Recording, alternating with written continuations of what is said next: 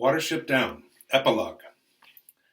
And so what happened in the end? Asks the reader, who has followed Hazel and his comrades in all their adventures, and returned with them at last to the warren where Fiver brought them from the fields of Sandalford.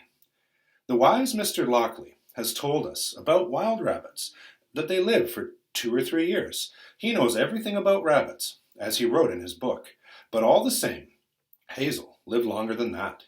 He lived a tidy few summers, as they say in that part of the world.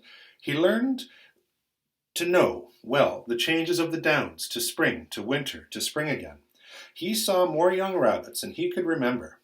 And sometimes, when they told tales on a sunny evening by the beech trees, he could not clearly recall whether those stories were about himself or about some other rabbit hero of days gone by. And the warren prospered, and so, in the fullness of time, did the new warren, beside Caesar's Belt, half Watership Down and half of Fraffin, the warren that Hazel had first envisaged on that terrible evening when he set out alone to face General Woundwort, to try to save his friends against all odds. Groundsel was their first chief rabbit, but he had Strawberry and Buckthorn to give him advice, and he had learned better than to mark anyone, or to order more than a very occasional wide patrol. Campion readily agreed to send some rabbits from Ephrata, and the first party was led by none other than Captain Avens, who acted sensibly and made a very good job of it. General Woundwort was never seen again, but it was certainly true, as Groundsel said, that no one ever found his body. So it may perhaps be that after all, that extraordinary rabbit really did wander away to leave his fierce life somewhere else, and to defy the allele as resourcefully as ever. Kehar, who was once asked if he would look out for him in his flights over the downs, merely replied, "That damn rabbit, I no see him, I no want see him." Before many months had passed, no one on Watership knew, or particularly cared to know, whether he himself, or perhaps his mate, was descended from 1 or 2 Ephraim parents, or from none at all. And Hazel was glad that it should be so. But yet there endured the legend that somewhere, out there over the downs, there lived a great and solitary rabbit, a giant, who drove the allele like mice, and sometimes went to Silflay in the sky. And if ever great danger arose, he would come back to fight for those who honored his name.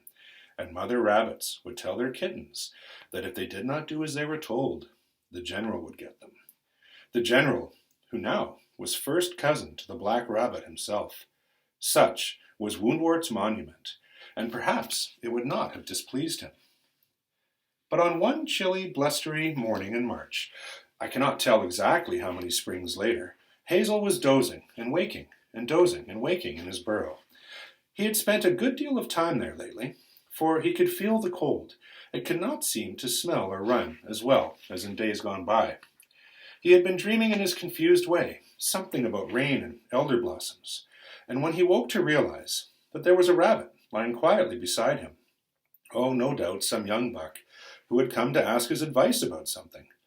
But the sentry in the run outside should not really have let him in without asking first. Oh, never mind, thought Hazel. He raised his head and said, "Do you want to talk to me?" "Yes, that's what I've come for," replied the other. "You know me, don't you?" "Oh, yes, of course," said Hazel, hoping he would be able to remember the rabbit's name in a moment. But then he saw that in the darkness of the burrow the stranger's ears were shining with a faint silver light. "Yes, my lord," he said. "Yes, I know you." "You've been feeling tired," said the stranger, "but I can do something about that. I've come to ask whether you'd care to join my Ausla. We should be glad to have you, and you'd enjoy it. If you're ready, we might go now." So they went out past the young sentry, who paid the visitor no attention. The sun was shining, and in spite of the cold, there were several bucks and does at Silflay, keeping out of the wind, as they nibbled the shoots of spring grass.